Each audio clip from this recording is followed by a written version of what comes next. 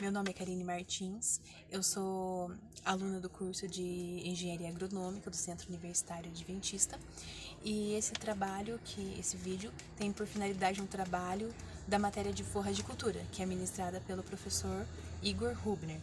E o nosso tema dentro de forragicultura é a questão da produção da Braquiária brisanta piatã, e nós escolhemos esta para estar plantando lá no campo do conhecimento, que é uma área reservada para os alunos de agronomia, porque no nosso projeto integrador nós queríamos uma cultivar que desse para ser usada para interagir lavoura e pecuária. E como no Cerrado brasileiro, que é onde a gente mais tem pecuária no Brasil, ela é uma boa opção para estar fazendo essa integração, né? Então, nós, no caso, produção de forragens, Braquiária brisanta piatã. Aqui, falando um pouquinho sobre ela, que ela foi lançada pela Embrapa em 2006, e por ela ter uma resistência um pouco melhor ao cerrado, ela não é tão exigente à fertilidade quanto algumas outras. Ela pode ter um solo de média, né, fertilidade também. O nome dela é Fortaleza, que é para ter essa a representação dessa caracterização dela. E uma das coisas interessantes é porque ela aguenta melhor períodos secos e também assombreamento. No caso, em muitos lugares hoje em dia, a gente sabe que tem sido feito a questão do consórcio, né? E muitas pessoas têm plantado eucalipto, e para o nosso trabalho do PI nós escolhemos o mogno, por isso também a escolha da piatã. Aí aqui como que nós fizemos? Nós pegamos uma área pequena lá no campo do conhecimento, aqui no NASP. Essa área tá aqui, que é uma área na realidade de 20 metros, só que justo na nossa área tinha um cano passando lá. Então nós fizemos o quê? Ficou um pouquinho menor. Nós fizemos 3 divisões de 6 metros por 1, né? Então 6 metros quadrados para cada divisão. E nós fizemos o quê? Nós usamos 40 gramas de sementes da piatã por metro quadrado. E nós fizemos o seguinte: aqui nós colocamos 23 gramas de adubo logo no primeiro. No do meio nós colocamos 50 gramas e no final nós não colocamos nada, né? Que é 0, no caso, gramas de NPK 4,14,8 no solo, né? E a irrigação no local, ela não foi feita por nós.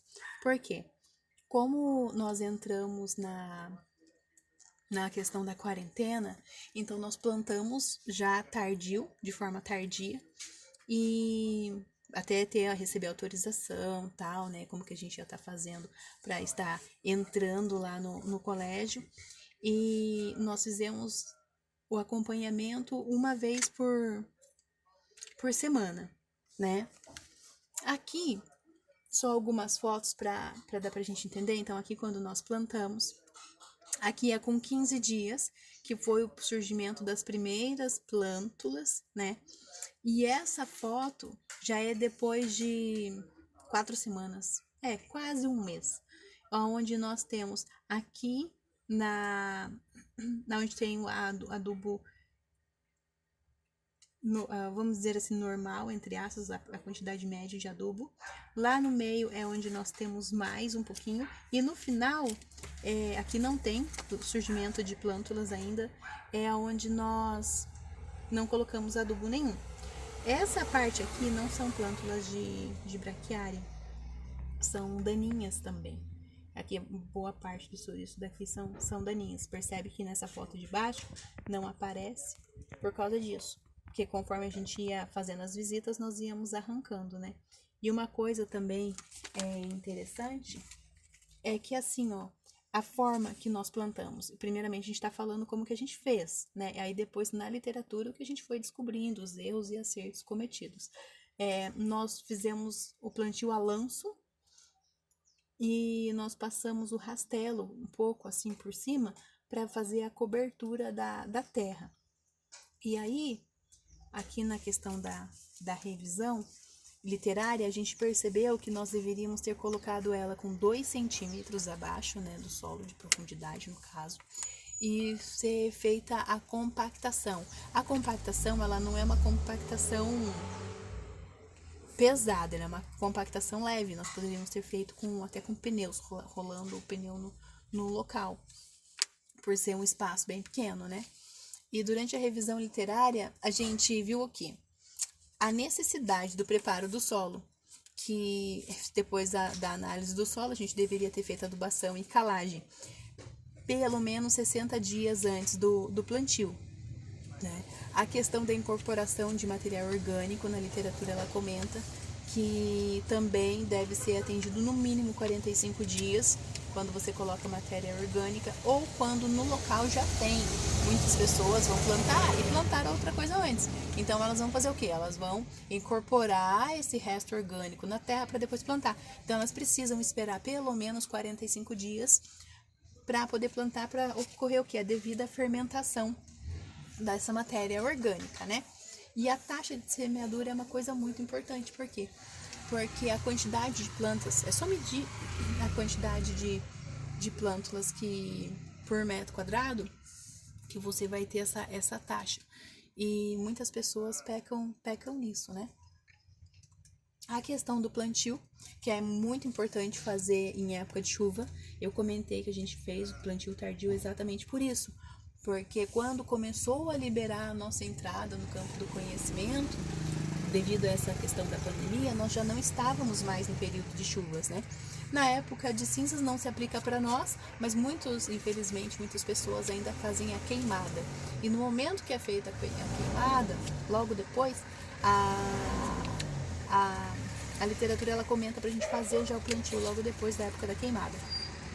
A uniformidade, que é uma coisa muito importante, e a quantidade de sementes também a ser utilizada, porque dependendo do tipo da sua pastagem, da característica dela, vai ser a quantidade que você vai plantar. Por exemplo, se for um brisantão, você vai plantar menos, né? Colonial, você já planta mais. Então, essas coisas são importantes. Aqui eu até coloquei plantinhas, mas são plântulas. No caso do brisantão de 20, né? Tem que ter nascidas por metro quadrado. E do colonial, 40. E uma coisa interessante também, que nós fizemos, nós jogamos o adubo junto com as sementes. E nós temos o seguinte, na literatura ela comenta sobre o potássio, a ureia, o sulfato de amônia, que eles não podem ser plantados juntos, lançados juntos durante o plantio. Só que o superfosfato simples, o granulado, ele pode ser misturado com as sementes, tá? A compactação que eu já comentei, os 2 centímetros de profundidade também. E uma coisa que eles falam, que é muito assim importante, quando você planta, normalmente eles plantam, dividem em piquetes, né? E o primeiro pastejo, quando você vai soltar o gado nessa área com a piatã, o primeiro pastejo você não pode deixar eles pastejarem até o final da pastagem. Você tem que deixar eles tirarem apenas o desponte das plantas, né? E utilizar animais mais leves, jovens, nesse primeiro pastejo. Então, a conclusão nossa foi referente à importância da análise do solo, preparo do solo, da adubação correta antecipadamente. A gente sabe que no cerrado a gente tem uma deficiência em cálcio e magnésio, né? E onde é plantado, tem bastante essa interação da pecuária com a lavoura. Então, é muito importante isso. E o solo brasileiro tem também essa elevada saturação de alumínio. Então, essa questão da adubação, ela é extremamente importante. E tem que ser feito antes. E na literatura a gente percebeu também a questão da adubação posterior, que é muito importante e altera o sódio e o potássio, eles alteram na porcentagem de matéria seca. Então, eles até comentam de 30 a 60 quilos de nitrogênio por hectare. E muitos artigos eles comentam a questão do sódio e do potássio. Você sempre está colocando de 1 para 1 para a gente poder ter essa questão desse ganho da matéria seca.